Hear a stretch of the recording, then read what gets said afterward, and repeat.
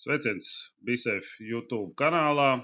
Mani sauc Aigars un šodien iedodu padomu par obligāto veselības pārbaužu rīkiem. Tātad faktiski es teiktu, ir trīs izvēles. Sākam ar to labāko. Tātad, ja jau šis te rīks vai programma ir iebūvēta kaut kāda grāmatvedības vai personāla modelī, tad mums šī informācija, mēs vienreiz viņu tur ierakstam un faktiski arī veselības pārbaudas kartes mēs varam tur no turienes dabūt ārā. Tā kā ir vairāki varianti, arī pats esmu darbojies un darbojos, tā kā šis ir, protams, vislabākais variants, jo tad lieki informācija 10 reizi nav jāvada. Savukārt, ja ir rīks, kurā tad jāievada šī te informācija tieši priekš obligātā veselības pārbaudēm, jāsako, kurš aiziet, kurš atnāk, lai šī informācija būtu tur aktuāla, bet, protams, ka tādu rīku var izmantot. BeSafe priekš saviem klientiem izmanto viedu rīku uz Excel bāzes, viņu var dabūt un faktiski izmantot par brīvu. Tātad informācija tur paši savadīsiet un paši varēsiet darboties.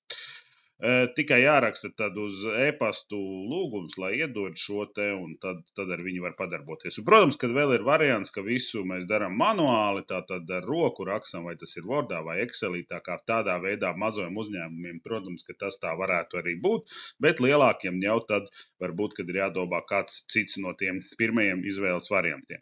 Nu, tagad paskatīsimies, tāda ideja, kas tajā bezmaksas rīkā ir un ko tu var izdarīt.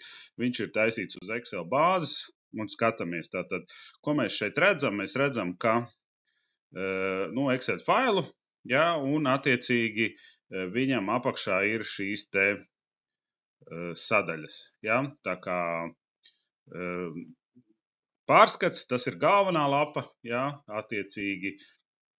Un vēl paskatāmies par šo te, ko mēs redzam pārskatā, tad tiek gatavots visa informācija, otrā tātad tas, kas ir kartē mainīgā, un tad ir pirmreizējā un otrreizējā veselības karte, tādas viņas izskatās, mēs pēc tam uzdrukāsim, un šeit ir izlasi, tāda neliela informācija par to, kā ar viņu darboties. Tagad paņemam, iekopējam tā kā jaunu darbinieku, es paņēmu no esošās rindiņas, viņu pārkopēju, lai gan to var arī nedarīt, izdzēsu informāciju, ja, un ievadīšu vienu cilvēku no jauna. Tātad pelēki laukumi ir tie, kuros ir kaut kādi, pelēkie krāsainie būtu pareizi jāsaka, laukumi kuros. Tad mēs ierakstam vārdu, uzvārdu, personas kodu, amatu.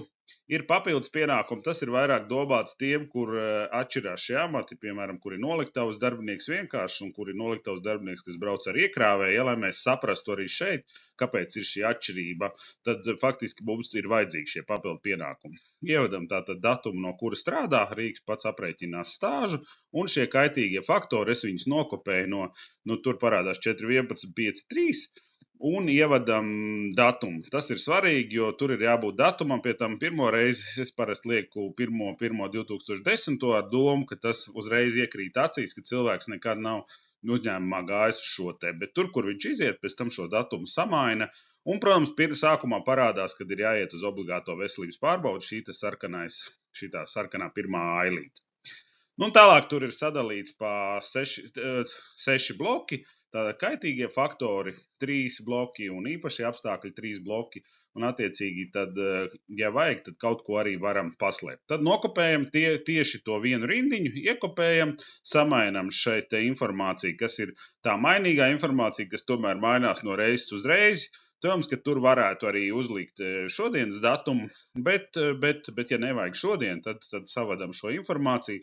Apakšā ir informācija, ko uzreiz var pārkopēt uz rīkojumu, ja tādu taisa, lai redzētu, kas ir kurš un pa kādiem faktoriem. Un tālāk jau ņemam, viņi viss ir savadīts jau šajā kartē. Šajā gadījumā es paņemu un izdrukāju PDF failā, lai redzētu un skatāmies, kāds viņš iznāk. Tātad atrodam vietu, kur saglabāt, un nosaucam, lai katrs fails varbūt būtu savādāk, lai mēs pēc tam viņu varam arī atrast un vajag kaut ko kādā brīdī samainīt. Un šāda ir karte, viņa ir uz viena A4 formāta, tas atvieglo pēc tam informācijas meklēšanu. Tātad nav uz abām pusēm, bet uz vienas lapas tā kā sadalīts, ja tā kā ir kaitīgie faktori, ir stāsts ievadīts. Tā ir pirmreizējā pārbauda, mēs izvēlējāmies, ja, un faktiski to mēs varam arī darboties. Un tās ir tas rīks, pamatā tā informācija tur glabājās, un mēs skatāmies šo te pirmo kolonu, un ja tur parādās kāds sarkans, tad mēs zinām, ka faktiski kādam ir jāiet obligāto. Tagad mēs ievadījām datumu, ka cilvēks ir izgājis, un automātiski pazuda, ka viņam būtu jāiet uz šo te obligāto veselības pārbaudi. Ja, tā kā tas rīks, viņu var izmantot. Ja ir vajadzīgs vai padoms, šeit ir e-pasts, tā kā lai mums būtu forša dzīve drošā darbā. Lai mums drošs darbs.